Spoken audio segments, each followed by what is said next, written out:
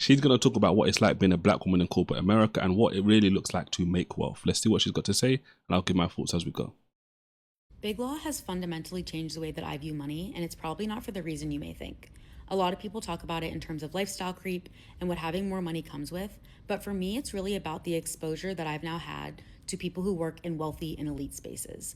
What I mean by that is the vast majority of my colleagues in Big Law grew up with a certain level of privilege and opportunity. There are very few people like me who are the first in their family to graduate from college, grew up low income, etc. So a certain level of privilege and opportunity helped them get to where they are, to the point where they are now able to pass down those same opportunities that they were afforded to their children. And that's really what altered my brain chemistry, is the lengths and the things that my colleagues do to set their children up for a good life is something that I could not have comprehended when I was younger. And it's so prevalent in conversations we have over lunch and the things that they talk about, that I learned so much about what they are doing to make their children like well-rounded, educated, talented individuals, that I can't like unsee it. And Before we continue and see what else she has to say, I say this all the time, and it's so valuable hearing this from someone who's in corporate America. She's around wealthy people on a regular basis.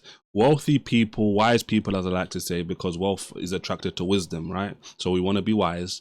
They do things differently. And before they start doing things differently, we're talking about the actions, they think things differently and they believe things differently. This is why when she's saying what she's saying, it's like being next to someone who's completely different. Imagine you've thought about things a particular way your whole life, and then you start interacting, you start having conversations, you start working alongside people who think completely different. That's what it's like. It can be so refreshing, but at the same time, it can be so daunting, because it's like, wait, you mean to tell me in certain areas in my life, I've been thinking the complete wrong way to go? Yes. And the great thing about that is it's okay. It's all right to be in a situation where you realize that the things you've been thinking in life aren't the best. There's a better way to think about stuff. And the reason why this is so significant is because what you think about a lot is what turns into what you do with your hands, the actions that you take. But even before that, it starts with your heart, what you believe. So as she's going to continue, she's already speaking about anyway. We'll get back to what she's going to say in a moment. All of the actions that we take they're like the fruit on a tree. You think about the branch of the tree, that's like your thoughts, and the seeds in the ground are like your beliefs, which come from the inside, what you can't see. So what comes from inside or under the ground, inside, the internal stuff, what you believe, that is what now blossoms into a tree. So let's get back to what she's got to say. Let's hear a bit more, and then I'll give more thoughts as we go as well. And so it makes me think a lot about what I want to do for my children, how I want to set my kids up to then themselves pass on generational wealth and set up like all of that. And so, like I said, it's just so prevalent at my job. And so I think about it a lot. So she thinks about it a lot, which is obviously going to the point I just mentioned about your thoughts, right? So when you think about a lot of this stuff, right? I already mentioned this before, and I'm going to mention it again because it's so significant. This is like someone like hitting you over the head with a baseball bat repeatedly. When you are used to thinking a certain way, this is just the way you do things. This is just the way they've always been this way. And the great thing about this is I always think back to a passage in the Bible in Isaiah, right?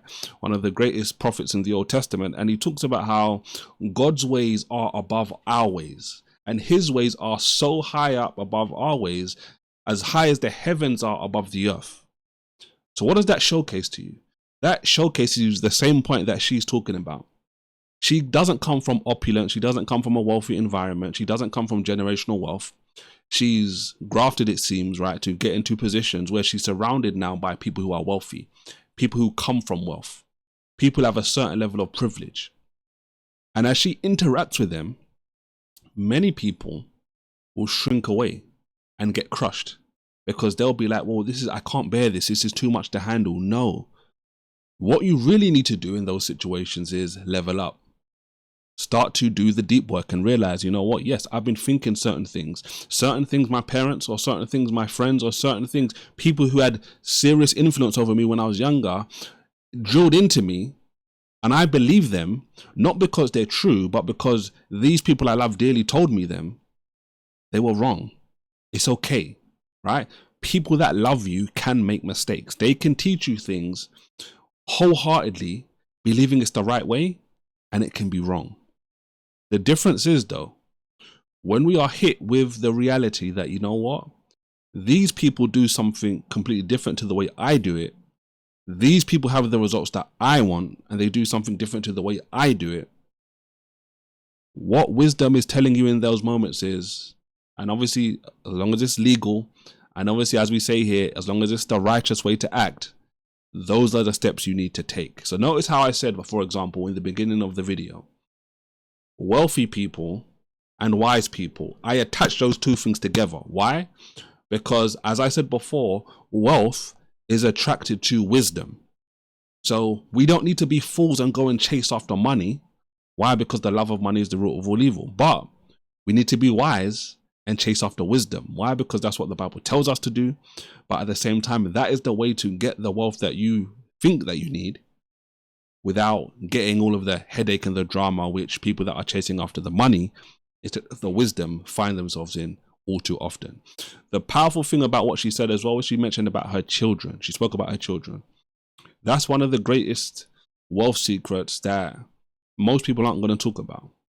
When you are just focusing on doing something for you, you're going to be capped. There's going to be a certain level, a limitation that you're going to find yourself. But when you start doing things for other people primarily, and you're like, you know what, this isn't just about me.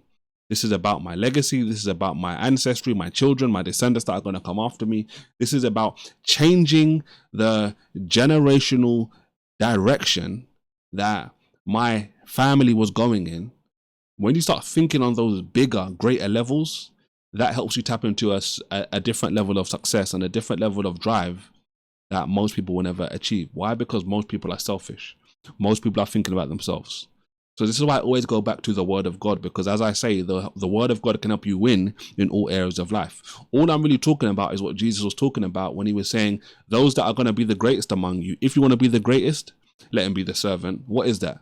That's someone who has the capability, has the prominence, but is focused on serving people that need to be brought up.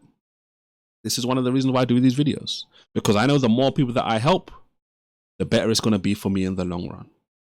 Guys, don't forget to like this video. Don't forget to subscribe. And as always, don't forget to react righteously. God bless.